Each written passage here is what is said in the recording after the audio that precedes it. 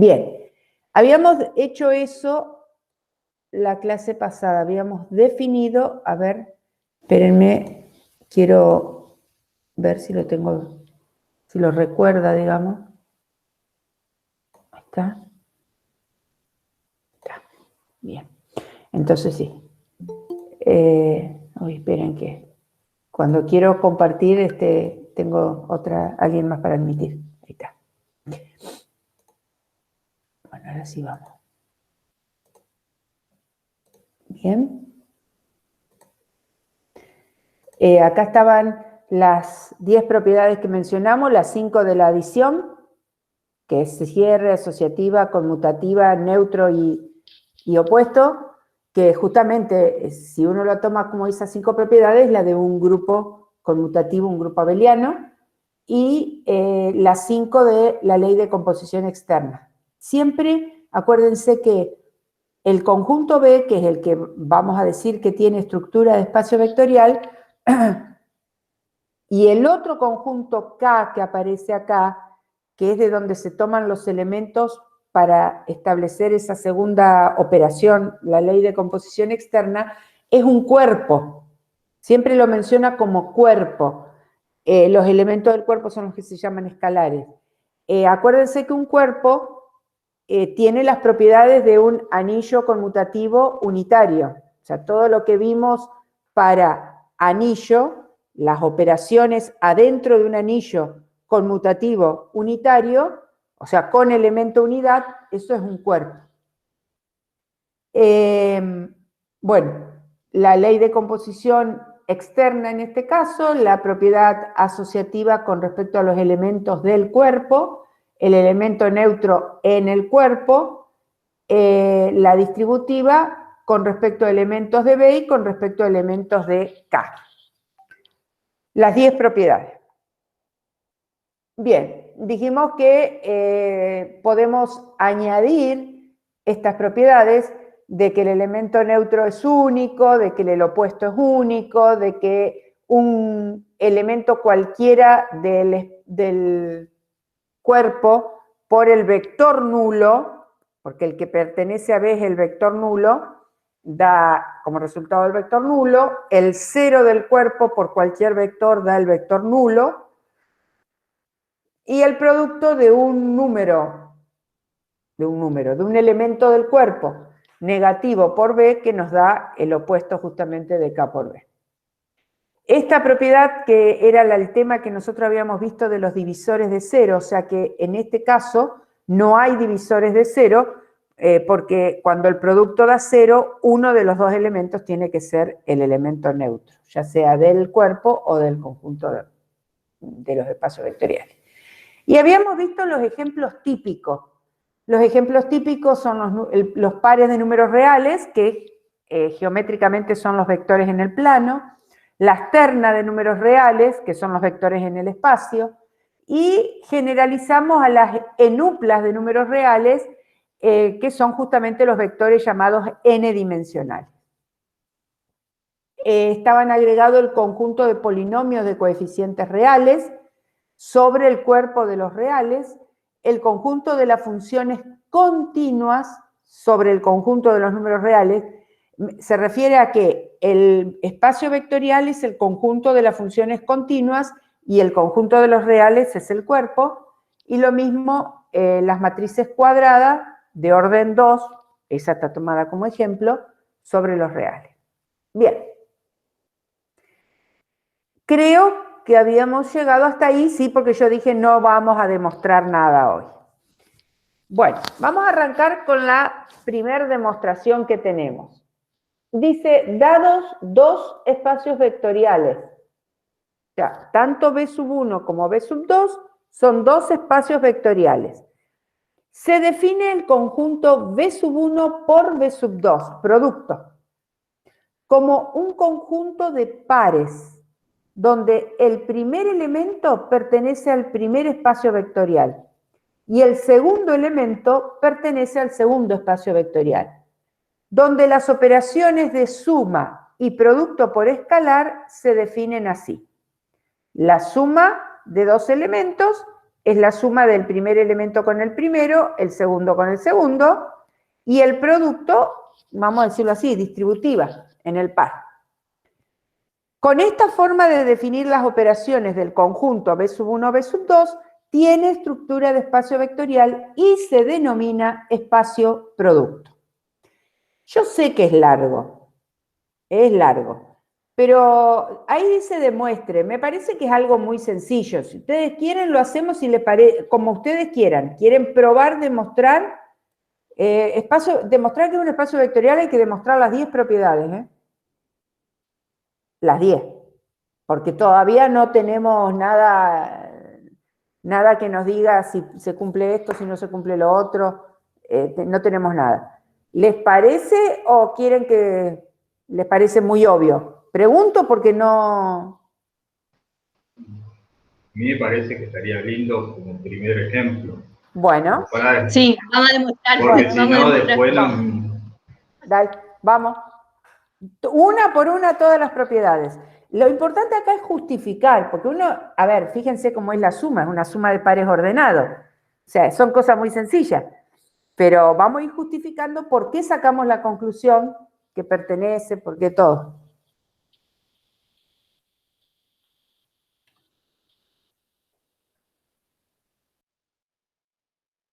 Yo los dejo un ratito que lo vayan armando y yo lo voy a ir armando también.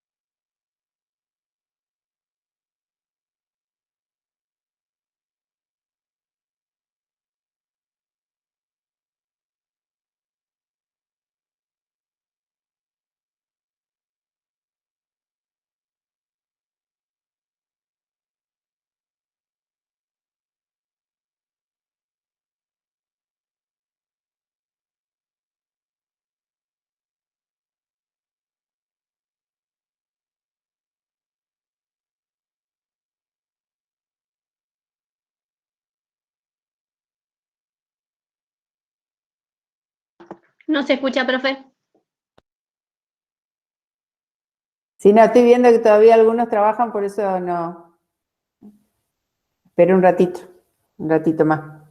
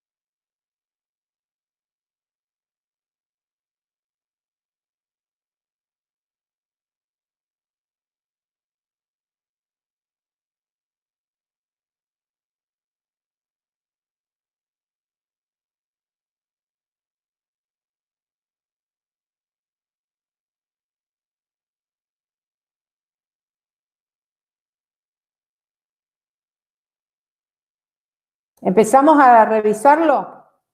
Dejo de presentar un poquito. Si yo puedo ver un poquito más grande la pantalla también. Si alguien lo hizo diferente, me avisa y lo vemos, obviamente, porque por ahí pueden encontrarle otra vuelta u otra propiedad. Primero, ley de cierre, de la suma. Yo definí dos vectores, B y B', que estén en el espacio producto. Lo sumé por la definición de suma. Estos son la suma de dos elementos de B1, por lo tanto pertenece a B1 por ley de cierre de la suma en B1. Y esta es la suma de dos elementos de B2 que pertenece a B2 por ley de cierre de la suma en B2. No se olviden que B1 y B2 son espacios vectoriales. Por lo tanto, yo ahí le puse por la ley de cierre, por lo tanto, esto pertenece al espacio producto, porque está formado por un elemento de B1 y un elemento de B2. Ley de cierre. Segunda, es la más larga, la asociativa. Me llevó 2 hojas. Vamos a empezar por acá. Yo hablé de 3 vectores, B, B' y B segunda, y armé primero esta, B más B' más B segunda. O sea, sería la suma de estos dos, B1 más B1', B2 más B2', más este tercero. Por definición de suma todo, obviamente, queda este más este, que es lo que tienen acá, y esto más esto. Queda así. Entonces yo lo que apliqué acá es la asociativa en B1 y en B2, porque como tanto B1 como B2 son espacios vectoriales, siendo que todos estos son elementos de B1, yo puedo aplicar asociativa acá y asociativa acá porque son todos elementos de B2. Entonces apliqué asociativa así. B1 más B1' más B1 segunda y B2 más B2' más B2 segunda. Entonces una vez que llegué a eso, ahora por la definición de suma, esta es la suma de este, que es este, más este con este. Y por definición de suma, esto es esto. Así que llego a la demostración de la asociativa. Después tenía que demostrar la conmutativa, es la más fácil. La conmutativa es la más fácil, porque uno hace la suma y justamente por ser estos elementos de B1 y estos elementos de B2, y como en B1 y en B2 se cumple la conmutativa, los doy vuelta a los dos.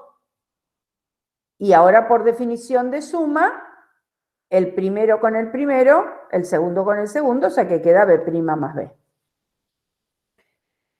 La existencia del elemento neutro es bastante obvia, porque el elemento neutro está formado por el elemento neutro de B1 y el elemento neutro de B2, que yo sé que existen porque tanto B1 como B2 son espacios vectoriales. Cualquier otro, yo lo que no hice es poner la suma, que si yo sumo un vector cualquiera con este, obviamente B1 más 0 me da B1 por el elemento neutro en B1 y B2 más 0 me da B2 por el elemento neutro en B2. Y lo mismo para definir el opuesto. Tengo un vector, yo sé que este tiene su opuesto en B1 y este tiene su opuesto en B2, por ser espacios vectoriales. Entonces sumo este con el vector armado con los opuestos, que obviamente me da el vector nulo. Y ahí empecé con las del producto. Ley de cierre, distributiva, por definición de producto. Esto pertenece a B1, por ser B1 espacio vectorial, y esto a B2. Así que esto pertenece al espacio producto, ley de cierre.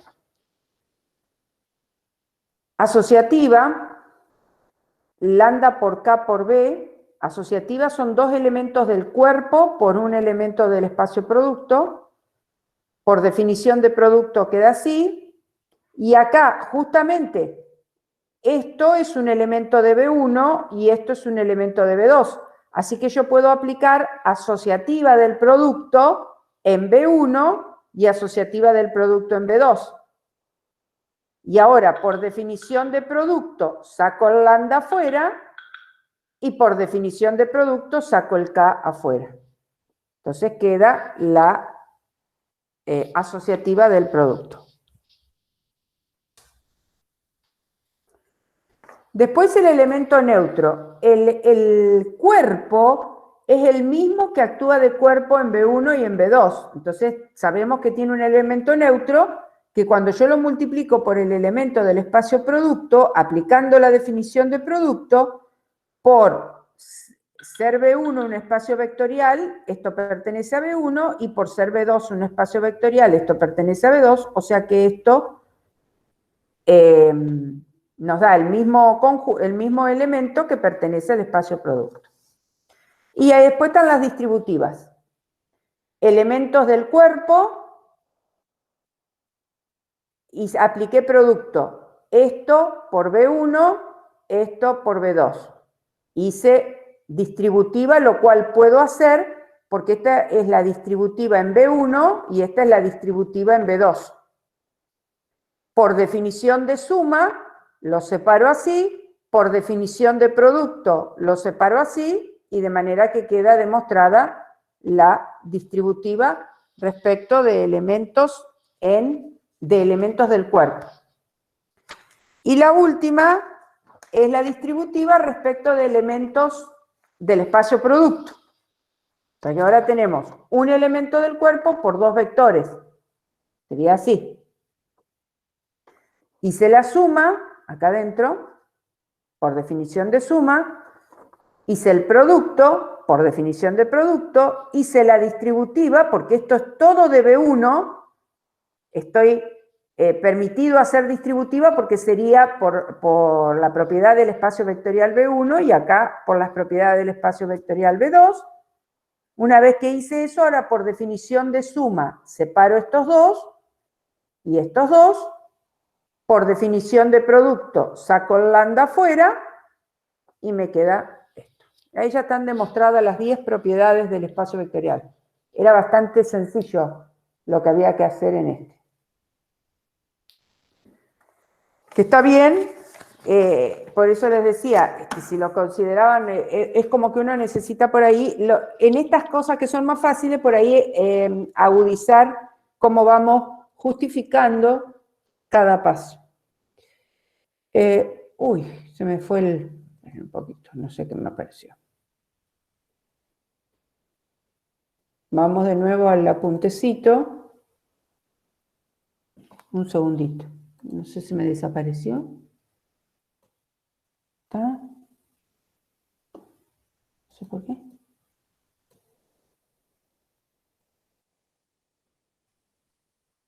¿Ah? Ahí está.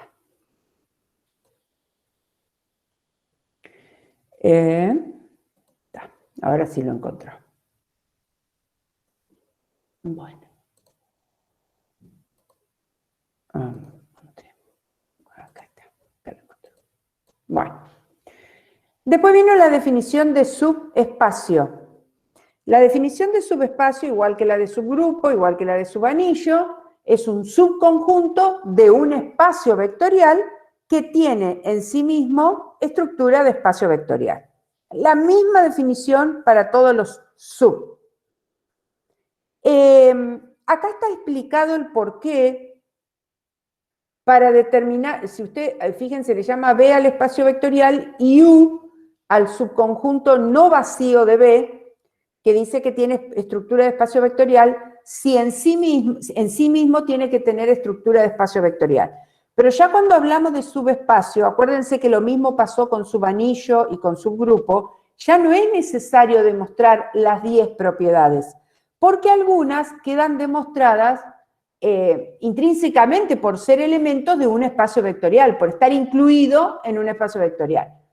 Entonces acá nos aclara que las únicas dos propiedades que hay que demostrar en el caso que queramos demostrar que un conjunto es un subespacio son las leyes de cierre, de la adición y la de la ley de composición externa. Solo esas dos hay que demostrar y con eso basta para demostrar que es un espacio en sí mismo un espacio vectorial.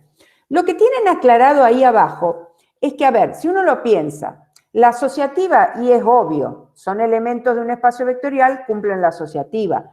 Las distributivas, la asociativa con los elementos del cuerpo, o sea, todas esas como que uno las ve obvias. Las que no podrían verse tan obvias sería la existencia del elemento neutro, porque ¿quién me asegura a mí que adentro de ese subconjunto quedó metido el elemento neutro? Y la existencia de los elementos opuestos, o sea, que cada elemento de ese subconjunto tenga su opuesto. Es como que esas dos son las que uno no las ve tan obvias. Por eso es que están explicadas acá abajo. Y dice que si yo tengo un elemento del subespacio y considerando el cero del cuerpo, cuando yo haga el producto de 0 por U, al ser ley de composición externa, están tomando un elemento del cuerpo y un elemento de U. Según esta propiedad que ya tendríamos que haber demostrado, que es la de la ley de composición externa, esto pertenece a U. Y 0 por U ya sabemos que da el vector nulo.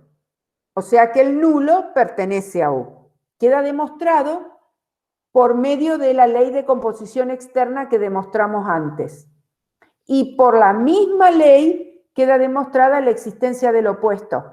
Porque yo tomo un elemento U del espacio vectorial del subconjunto U y el -1 del cuerpo, hago el producto por esta ley de acá, que es la ley de composición externa, esto pertenece a U.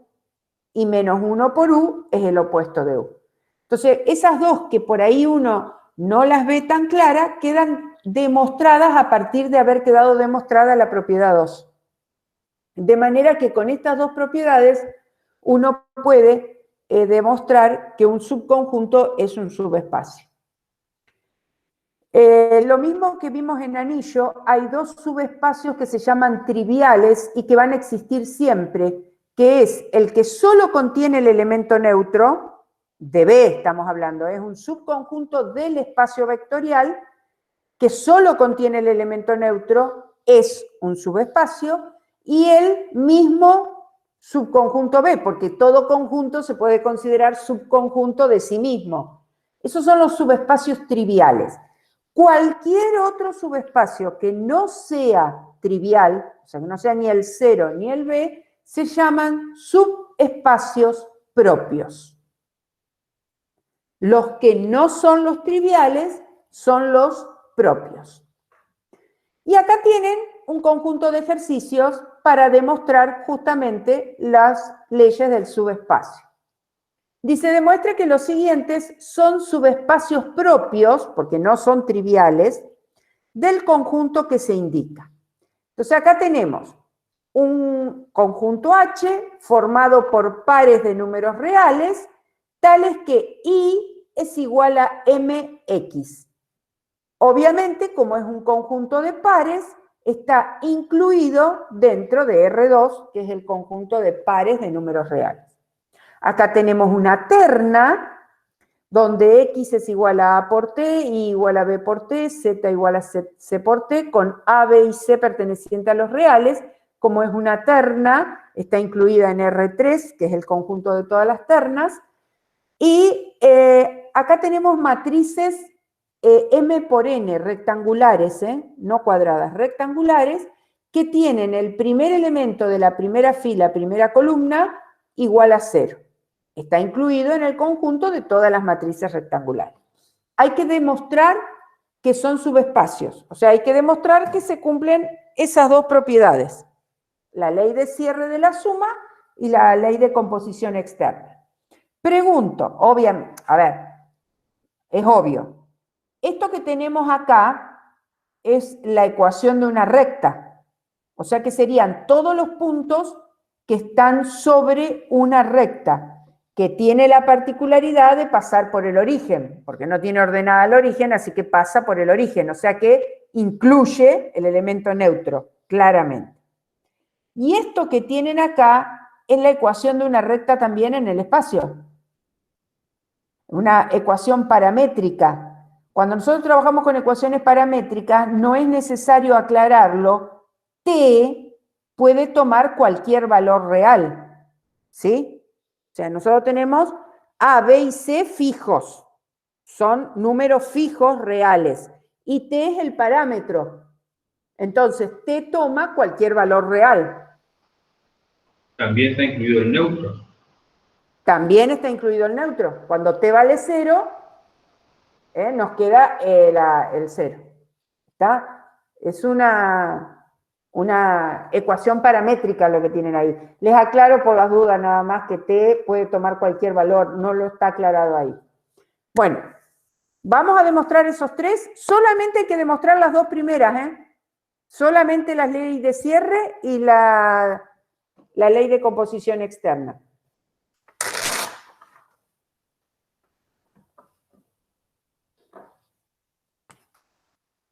A esta la voy a poder hacer en el pizarrón porque no ocupa tanto.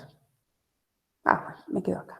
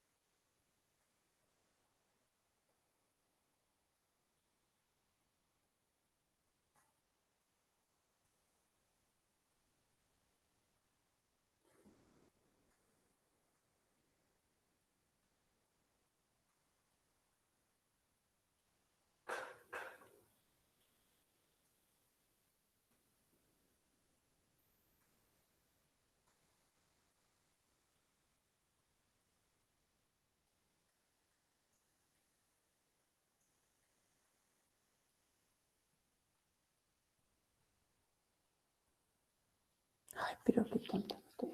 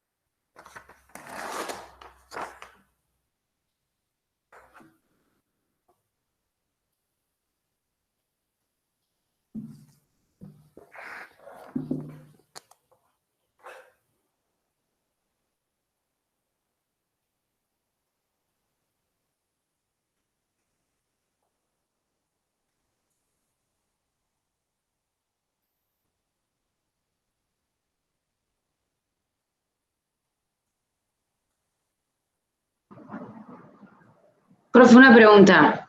Uh-huh. ¿La M esa es fija o...? La M sí es fija. Ah, bueno. Sí.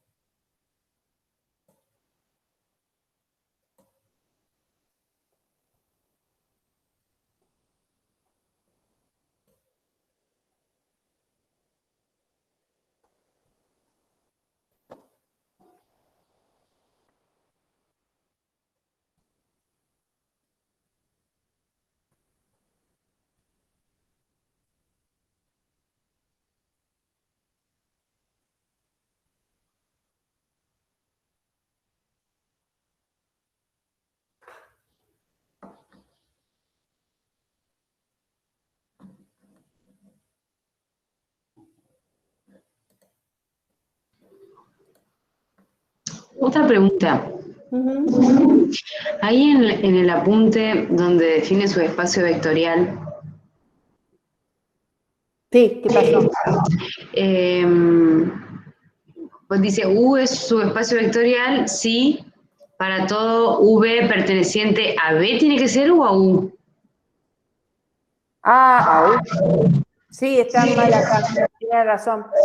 Sí, sí, ¿Y, sí, acá hay un error. ¿Y K quién sería? K es el cuerpo, siempre. Ah, Siempre. por K es el ejemplo, mismo. Los reales.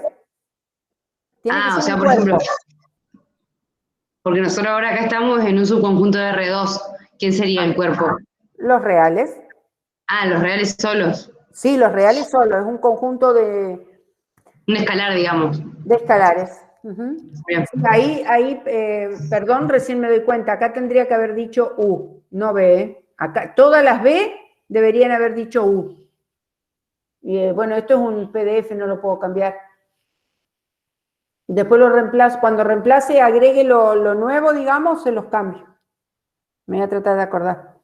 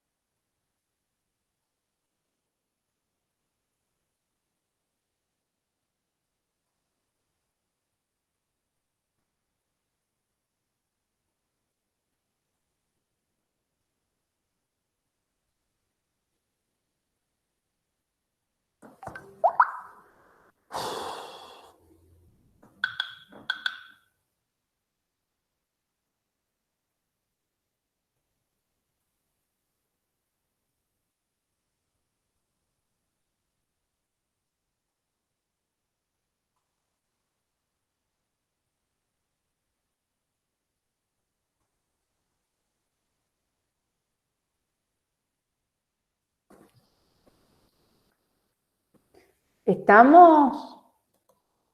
¿Sí, no? Bueno, a ver. ¿Con palabras o como me lo quieran explicar? ¿Cómo justificaron el primero? Alguien que se anime y me lo muestre.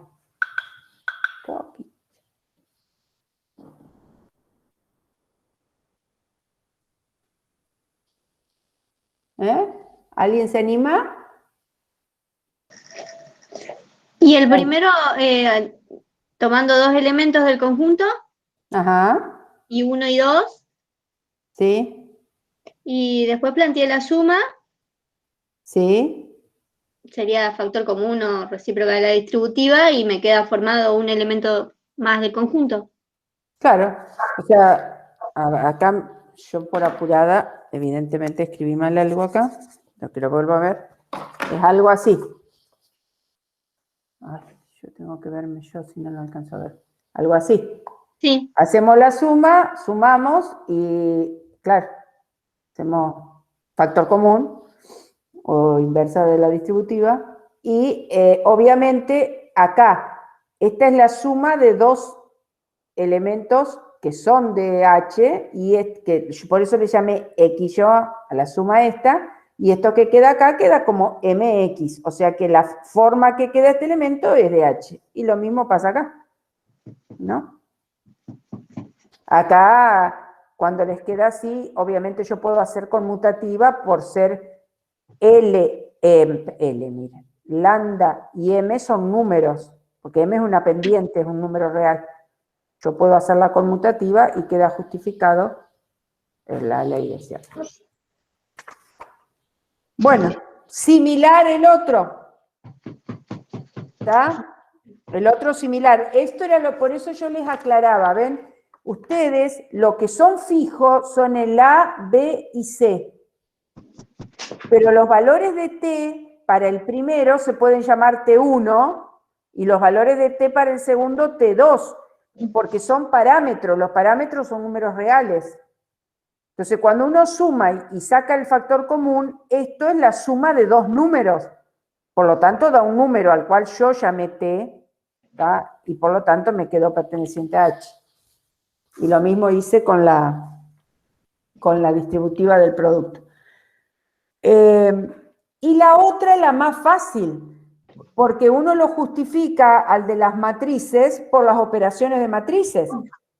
Como nosotros cuando sumamos matrices, no me voy a poner a hacer una matriz M por N, cuando sumamos matrices, cada elemento se suma con el que ocupa la misma posición en el otro, como todas las matrices van a tener su primer elemento nulo, cuando la sumemos van a dar 0.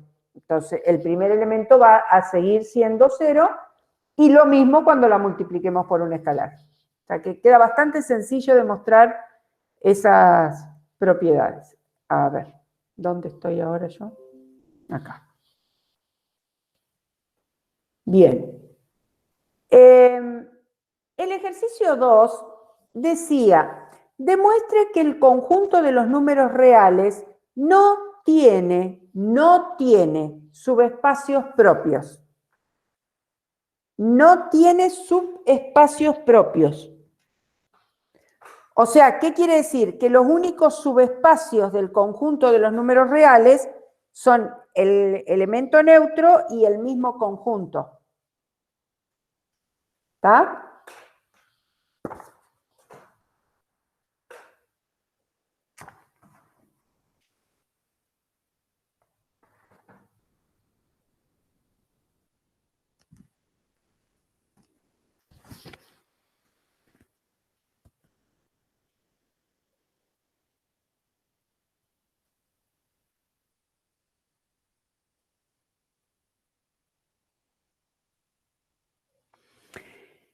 En realidad, yo a ese lo pensé demostrando que la única manera de lograr un subespacio, aparte del nulo, es que me quede el mismo conjunto de los números reales. Es decir, a ver, en que voy a darme vuelta para el pizarrón.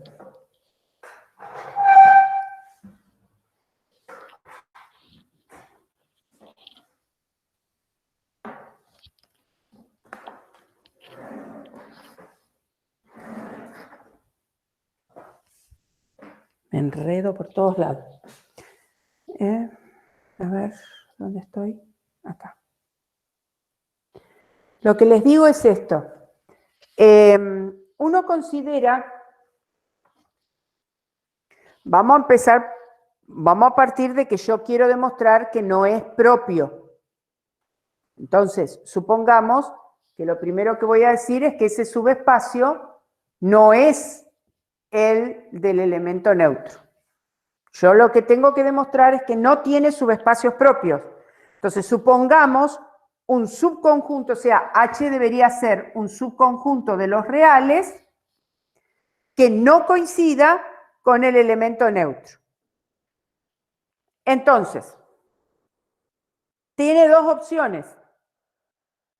O es el conjunto de los números reales y por lo tanto es un subespacio propio, es un subespacio trivial, o es otro conjunto y en ese caso la conclusión sería que sí tiene subespacios propios. Entonces, es un subconjunto de los reales, no vacío, obviamente, porque si no, distinto del vacío. Es un subconjunto de los reales, distinto del vacío, y no es el del elemento neutro. Entonces, arranquemos por pensar que tiene por lo menos un elemento A que pertenece a H. A no es el elemento neutro, ¿está? Si no estaríamos acá. Consideremos que tiene un elemento A que no es el elemento neutro porque está incluido en los reales, no es vacío y no es el subespacio trivial del cero. Entonces supongamos que tiene un elemento A que pertenece a H. Ahora, si H es subespacio,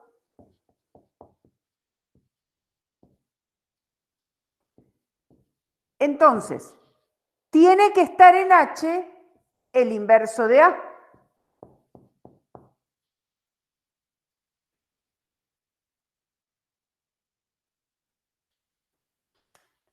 Porque es el que, bueno, yo lo escribí así. En realidad la idea es esta. Si H es un subespacio, cuando yo elija cualquier número, a ver cómo lo escribo para que no nos confundamos. H es un subespacio de R.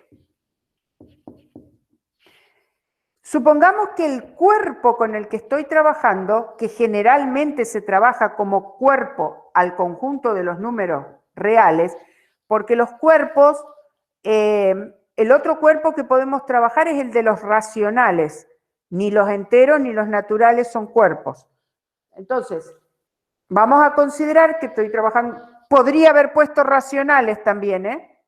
Entonces, yo elijo dentro del cuerpo el elemento 1 sobre A.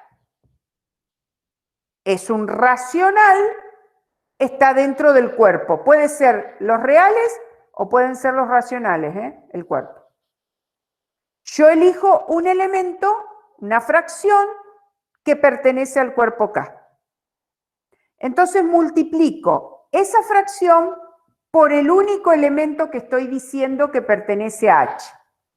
Cuando yo multiplico un elemento que pertenece al cuerpo por un elemento que pertenece a H, si este es un subespacio, esto que yo encontré acá tiene que pertenecer a H, por la ley de composición externa. Un elemento del cuerpo por un elemento de H tiene que pertenecer a H.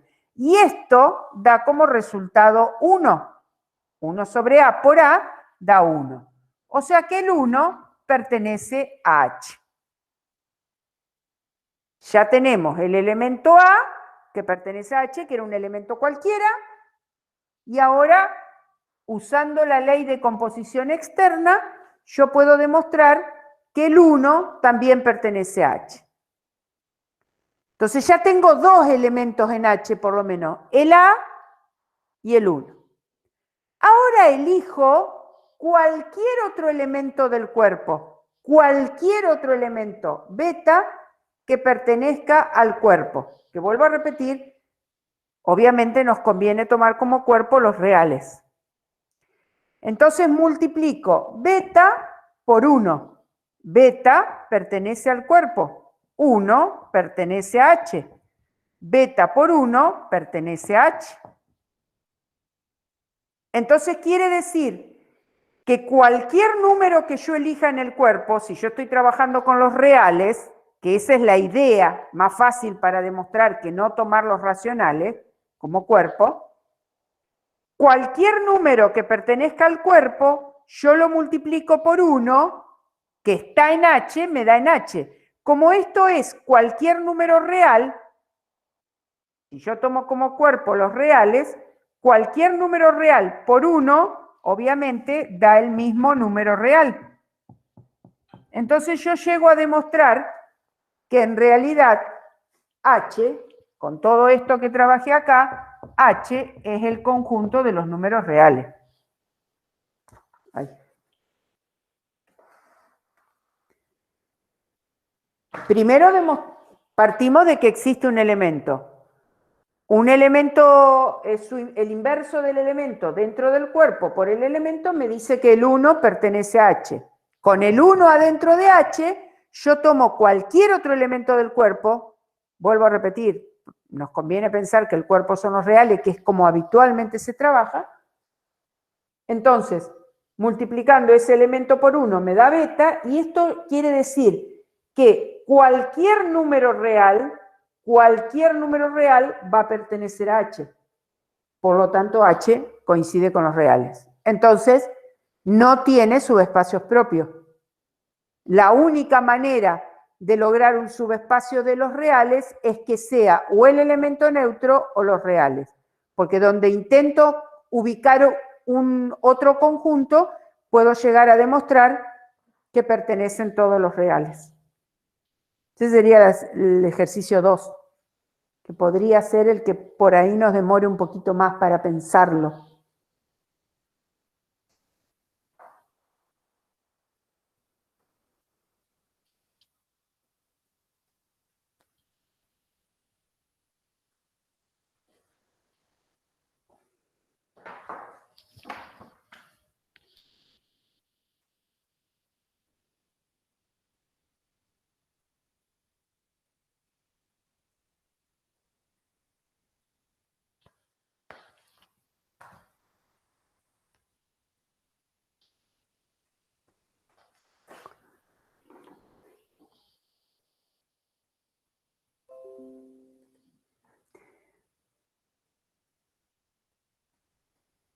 En el ejercicio 3, dice, determine si el conjunto H que se da es subespacio vectorial del espacio B definido en cada caso.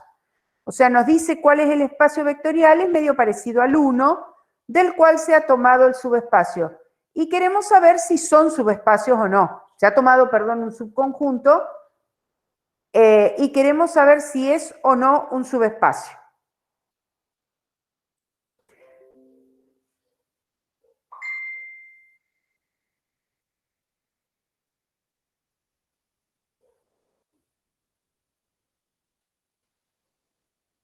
Este es un espacio vectorial que se suele trabajar bastante, que ya estaba mencionado antes, que lo llama de esta manera al conjunto de funciones continuas dentro de un entorno, de un intervalo cerrado AB. Vamos con el primero. A ver, si H, siendo el espacio vectorial B, los pares de números reales, quiero ver que el primero que se dé cuenta si es o no subespacio, que me lo diga. Con la debida justificación. Sí, por tal cosa, no por tal otra.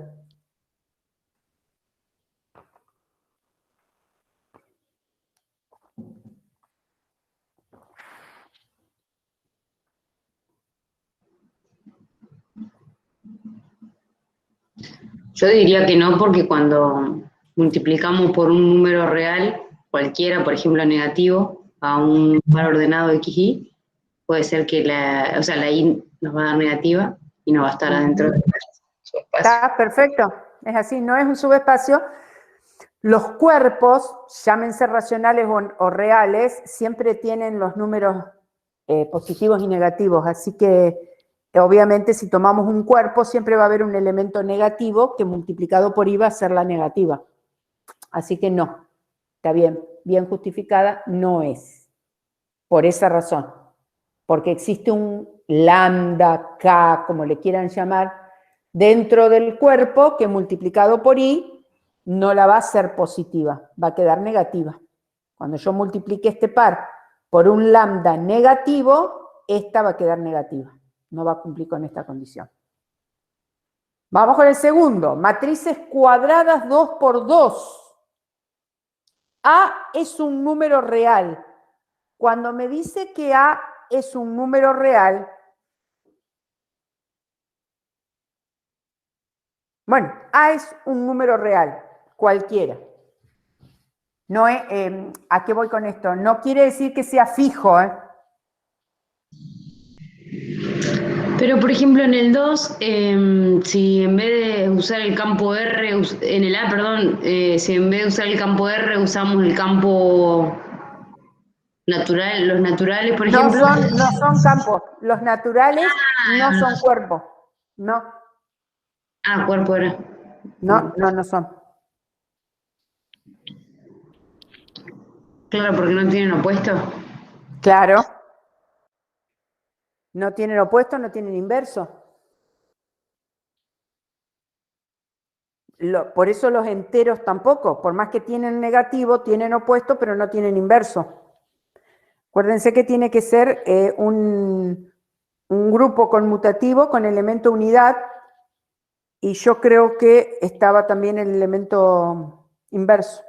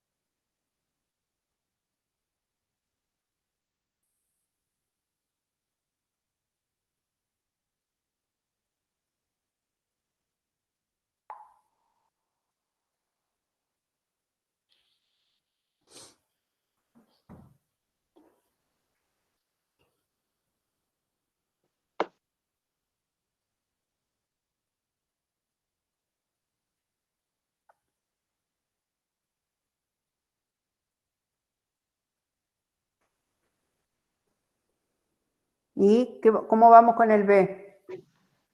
El B sí. A ver, el B, el espacio vectorial es el de las matrices cuadradas 2 por 2, ¿no? Y H está formado por matrices que tienen esta forma. A, 1 más A, 0, 0. La condición es que A tiene que ser un número real. Entonces, ¿qué? ¿Puede ser que no tenga el neutro? No, porque solo tenemos que ver si el cierre. Ajá. Ah, el cierre, sí, está bien. Para la Bueno. suma tiene. No. Claro.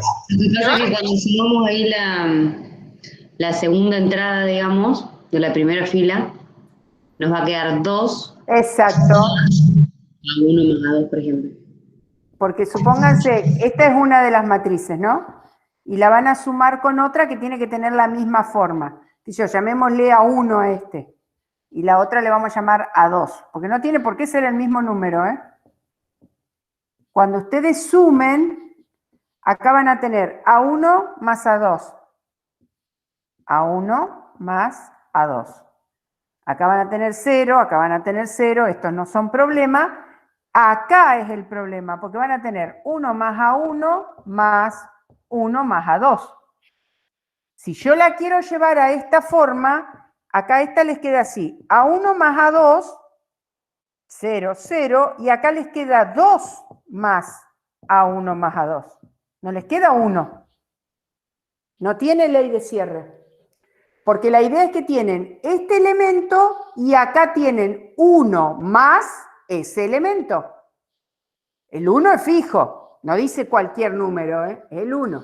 Entonces acá tienen este elemento y acá tienen 2 más ese elemento. Entonces esto que sacan acá no pertenece a H. No cumple la ley de cierre. La de la suma no la cumple. Ya está.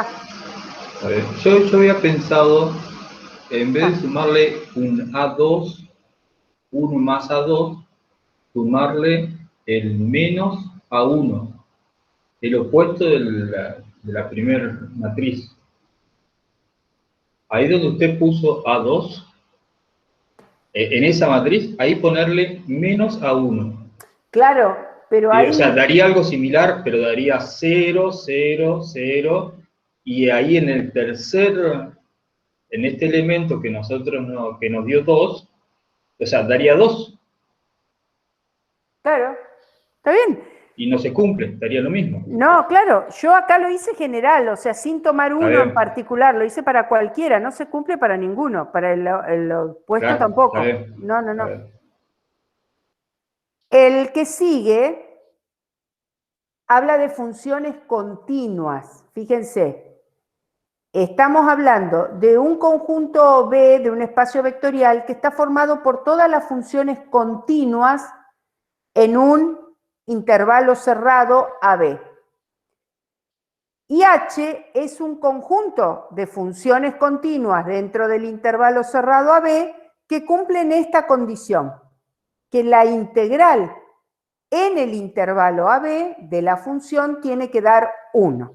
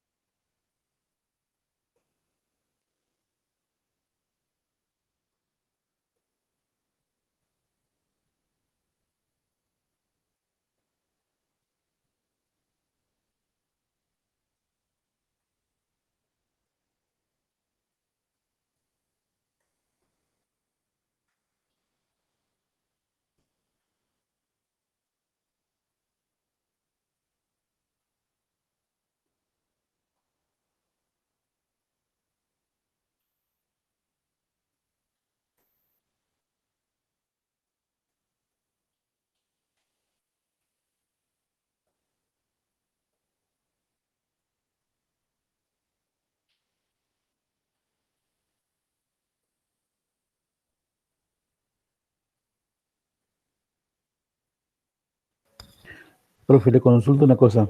Ajá, La integral de 1 en el diferencial x es x, sí. ¿sí? Y si está definido en el intervalo AB, yo no le veo problema como para que no sea. Es la integral de la función f de x. Sí, Ah, que la que tiene que dar 1, me refiero. El resto, ¿alguien concluyó que sí, que no por algo?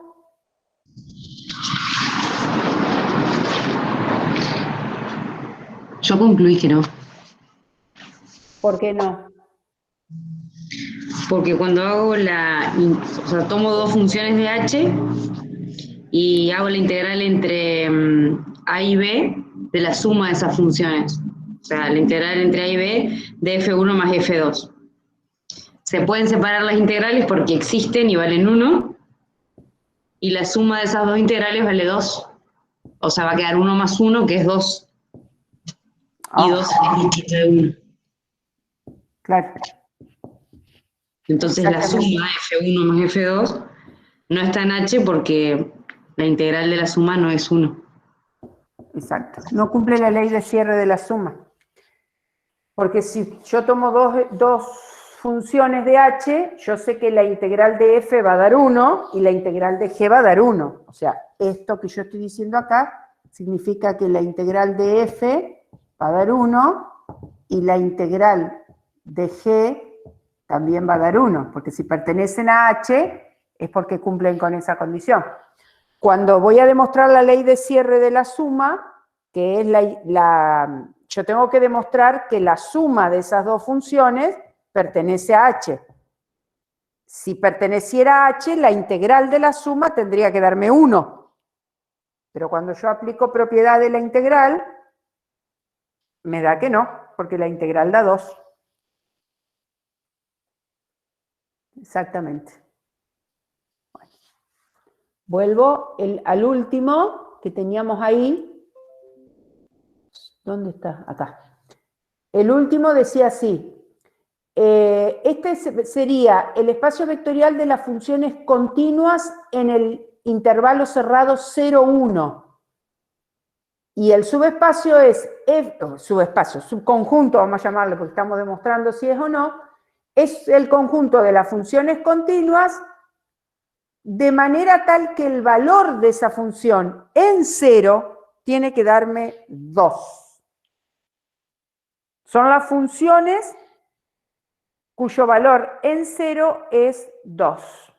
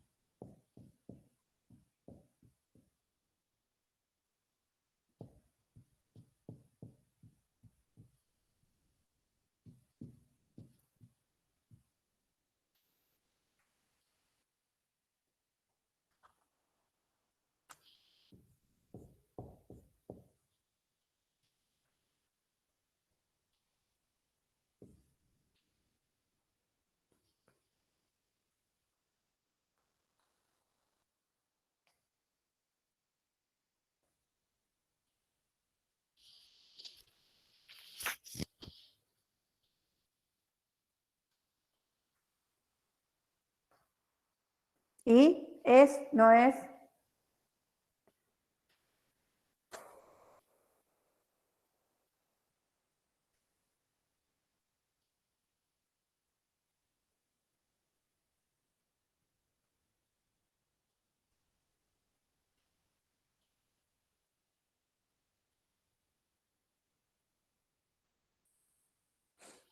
Acá siempre se trabaja tanto en con este como funciones continuas, porque acuérdense que las funciones continuas tienen esa propiedad de que si dos funciones son continuas en un mismo número, la suma es continua en el número, el producto es continuo en el número, el cociente, excepto que el denominador valga 0, es continuo en el número. O sea, por eso se trabaja con funciones aclarando que son continuas. Entonces ya doy por sobreentendido que la suma es continua. Si las dos son continuas acá, la suma es continua. O sea, esto pertenece a este conjunto. La cuestión es demostrar que pertenece a ese.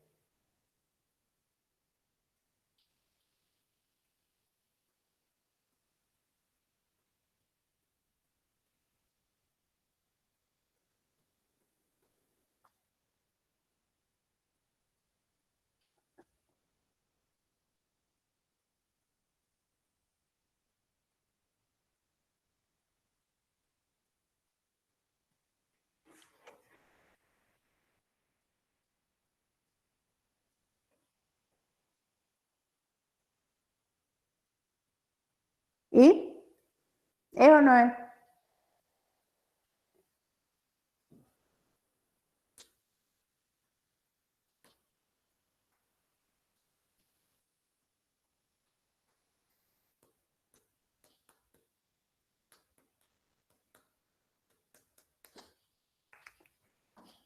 ¿Qué pasaría con F? Yo ya descarto el problema que puede llegar a ser que no pertenezca al conjunto, sí pertenece.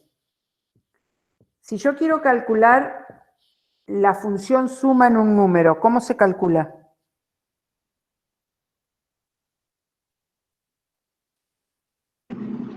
Puedes separarlos.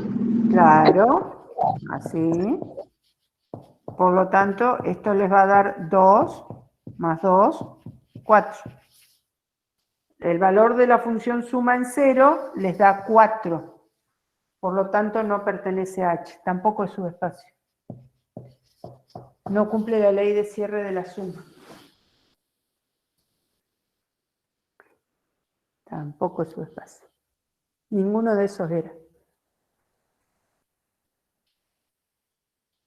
Bueno, voy a volver al apuntecito. Acá tienen dos propiedades que acá no les pedí demostración, son bastante triviales las demostraciones. Que si tenemos dos subespacios vectoriales del mismo espacio vectorial, la intersección también es un subespacio. Es muy fácil demostrar que si los dos elementos de la intersección los sumamos están en la intersección. Justamente algo muy parecido ya hicimos con los anillos, por estar en los dos conjuntos y lo mismo el producto. Ahora, si son dos espacios vectoriales del mismo espacio vectorial B, y fíjense que dice que U sub 1 está incluido en U sub 2. O sea, los dos son subespacios de B, pero U sub 1 está incluido en U sub 2. Entonces dice, U sub 1 es también subespacio de U sub 2. Ya sabemos que son subespacios. O sea que en U sub 1 se cumplen las leyes de cierre. Entonces es bastante sencillo demostrar que también es un subespacio del sub 2. Estas no están pedidas las demostraciones, solamente las tomamos como propiedades. Bueno, acá tienen una definición que es la suma, cuando yo tengo dos subespacios vectoriales de B, U y W son dos subespacios vectoriales de B, se define la suma U más W como el conjunto que se obtiene sumando los elementos de U y de W. O sea, cada elemento de este conjunto se obtiene de sumar un elemento de U con un elemento de W. este conjunto U más W es también un subespacio vectorial de B. El subespacio suma se llama. Después va a haber otro acá que se llama suma directa. Pero este es el subespacio suma. Dos subespacios sumados dan un subespacio, justamente por la forma en que estamos obteniendo los elementos.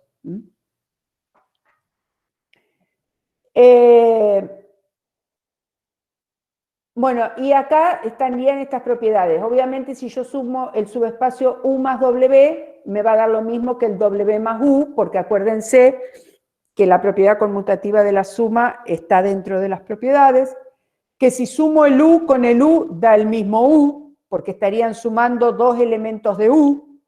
El elemento de U está dentro de U. Que si U está incluido, siempre U va a estar incluido en la suma de U más W, lo mismo pasaría con W. Y que si U más W es el menor, quise poner ahí, que si U más W es el menor subespacio respecto de la inclusión que contiene a U y a W. O sea, U es un subespacio de B, W es un subespacio de B. La suma también es un subespacio. Lo que está diciendo es que es el menor de todos respecto de la inclusión que contenga a U y a W. Porque puede haber otros subespacios que también contienen a U y a W, pero el menor de todos los subespacios que contiene a U y a W es el subespacio suma. Bueno, y acá tienen lo que es la suma directa.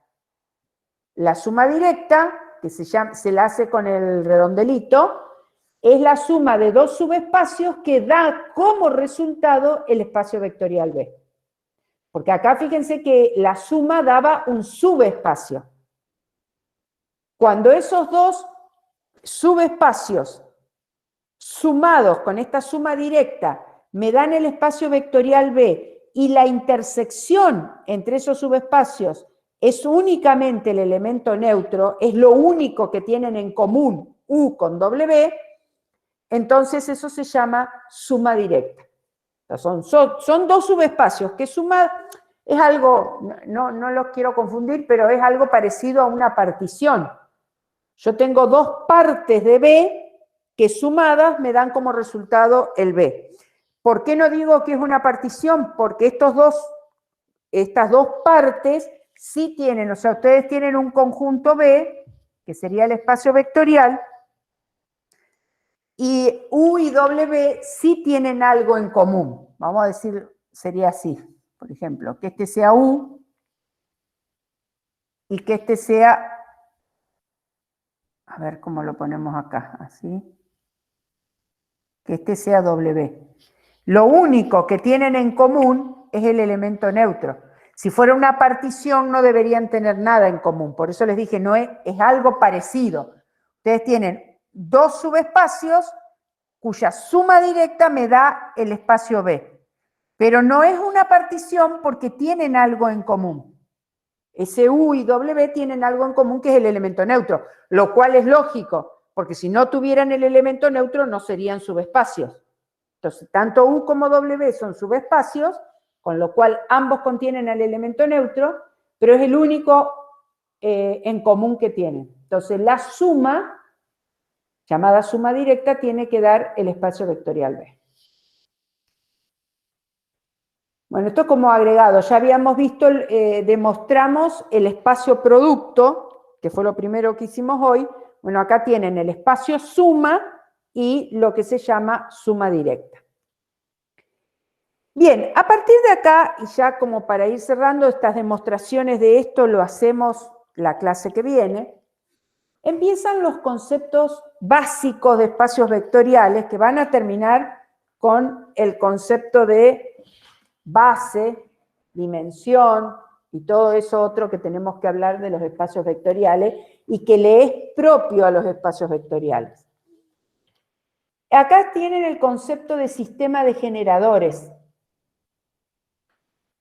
un conjunto de elementos de un espacio vectorial B se llama combinación lineal a toda expresión de esta forma, donde los A son números reales, sabemos lo que es una combinación lineal. Acuérdense que todos los elementos del espacio vectorial siempre se llaman vectores, y no estoy restringiéndome solo a R2 o R3. Podrían ser, que ya van a aparecer en los ejercicios, pueden ser polinomios, pueden ser matrices, ¿está? Entonces, un conjunto dentro de un espacio vectorial lo llama X. Las combinaciones lineales son toda expresión de este tipo, que es lo que nosotros habitualmente conocemos como combinación lineal, o sea, una combinación de suma con productos por escalares. Entonces, el subespacio vectorial generado por X, que se lo indica así, subespacio vectorial generado por X, es el conjunto de todas las combinaciones lineales que se puede hacer con esos vectores del conjunto X. Eso se llama subespacio generado, y el conjunto generador sería el conjunto X, es lo que se llama un sistema de generadores. Ahora van a venir todas las definiciones. Entonces, yo tengo un conjunto que está incluido dentro de un espacio vectorial, hago todas las combinaciones lineales que puedo con esos vectores, y ese conjunto de todas las combinaciones lineales me da un subespacio. Es fácil demostrar justamente porque estos numeritos A1, A2, AN son números reales. Si yo, por ejemplo, a todos les doy el valor 0, me va a salir el 0, o sea que el neutro está adentro. Les doy a todo el 0 y a 1 el -1 y voy demostrando que el opuesto está. O sea, se puede tranquilamente demostrar todas las propiedades del espacio vectorial. O sea que este conjunto, el de todas las combinaciones lineales del conjunto X, efectivamente es un subespacio vectorial de B que se llama subespacio generado. Se lo indica así. Es subespacio. Dice si X es este conjunto, está incluido en U, que es un subespacio vectorial, entonces el subespacio generado también va a estar incluido en U. Si X, que es este conjunto, está incluido en otro conjunto Y, el subespacio generado por X va a estar incluido en el subespacio generado por Y. Por los conceptos de combinaciones lineales esto. Y si X e Y son dos subespacios generados, son dos conjuntos finitos de vectores, si fueran finitos, la suma de esos subespacios generados es el subespacio generado por la unión. Esas son propiedades de los subespacios generados. Las tenemos ahí a mano por si las llegamos a necesitar para alguna demostración. Bueno, el espacio vectorial B se llama finitamente generado si existe un conjunto finito que lo genere. O sea, hay un conjunto adentro de B que con ese conjunto finito yo puedo encontrar a través de las combinaciones lineales todos los elementos de B. Entonces se dice espacio finitamente generado. Por ejemplo, R2, R3 son finitamente generados, porque existe un conjunto finito de vectores que lo generan. Que yo puedo sacar cualquier elemento de R2 o de R3 como combinaciones lineales de ellos. Entonces, tanto R2 como R3 son finitamente generados. O sea, a ver, ya estamos, ahora un chiquitito. Ay, me trabo en el escritorio cada vez que salgo y entro acá. Acá.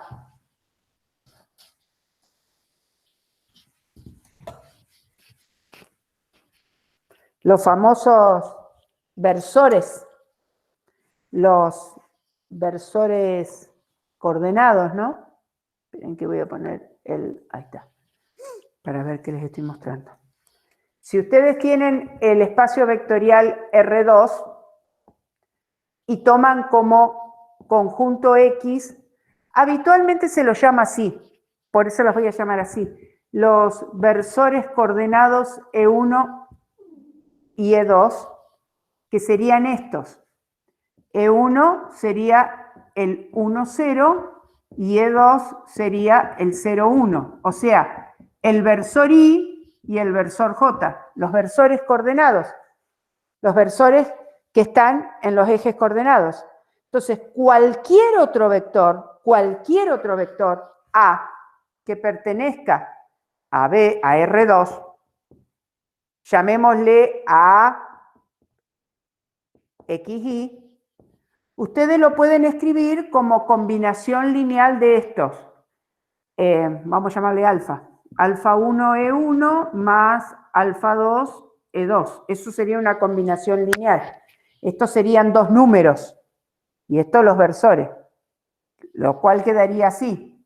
Alfa 1 por 1, 0 más alfa 2. Alfa 2 por 0, 1.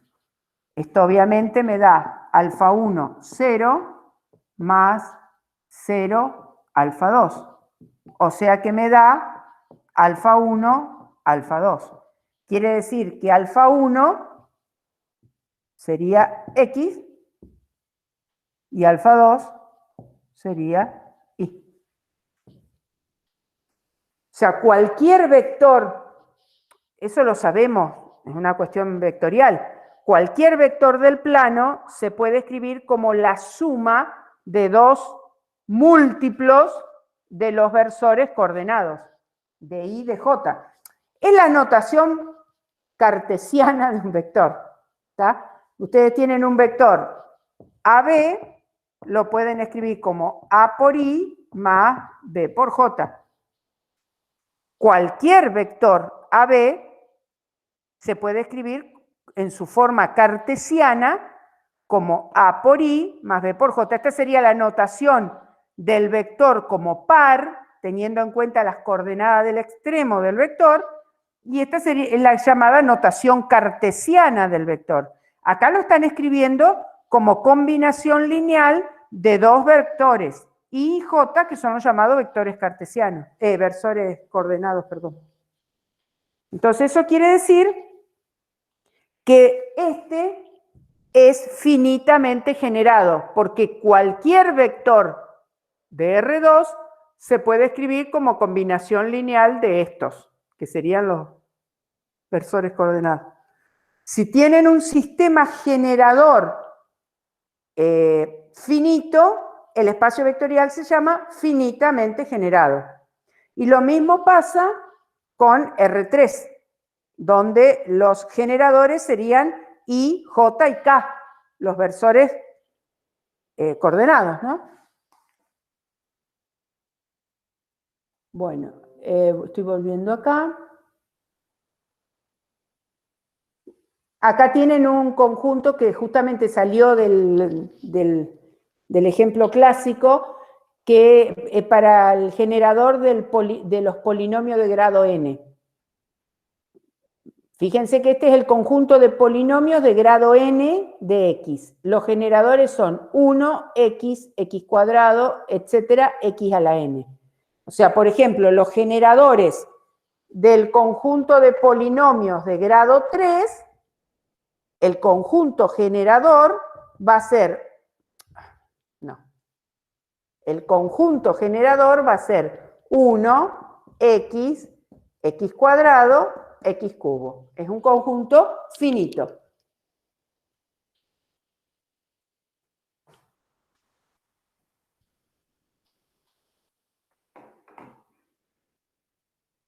Bueno, vamos a llegar hasta acá nomás, porque ya después viene dependencia e independencia y viene una serie de propiedades que las vemos todas juntas. Ya estamos casi terminando esta primera parte, así que para la clase que viene lo amplío y de paso corrijo eso que vino mal. Si X es un sistema de generadores y X está incluido, Y es también un sistema de generadores. Si ustedes tienen un conjunto chiquito que genera un espacio vectorial, cualquier conjunto que lo incluya también lo va a generar. si este conjunto es un sistema de generadores y uno de los elementos es combinación lineal del resto, por ejemplo, B1 es combinación lineal de todos los demás, el resto del conjunto, o sea, desde B2 a Bn, también es un generador de B. Porque como yo puedo escribir a este como combinación lineal de estos, este pasaría a ser uno más de los generados. Si el conjunto es un sistema de generador y yo hago una combinación, un vector cualquiera B como combinación lineal de esos vectores, si uno de los lambda no vale 0, entonces el conjunto formado por estos vectores más este también es generador. Que esto que está acá es más o menos lo mismo que está acá, porque este sería un conjunto incluido en este otro. Solo que sacó el B1, ay, me estoy quedando sin boya hasta ahora, porque este lambda era distinto de 0. Y un subespacio vectorial de un espacio vectorial finitamente generado, un subespacio vectorial de un espacio vectorial finitamente generado también es finitamente generado. Cualquier subconjunto de vectores en R2 es finitamente generado, porque se puede escribir como combinación lineal de los vectores S. Bueno, llego hasta ahí. Acá ya empezamos la clase que viene con dependencia, independencia, vamos a trabajar con los conceptos de base, dimensión, cambio de base, todo eso tenemos que ver. Lo dejo para la clase que viene. Bueno, gente, los saludo, que tengan un buen resto de... yo estoy haciendo cualquier cosa, perdón. Un buen resto de semana y estamos en contacto. Bueno, profe, gracias. Nos vemos. Gracias, profe, nos vemos. Gracias, profe, nos vemos. Chao, gracias. Hasta luego. Chao.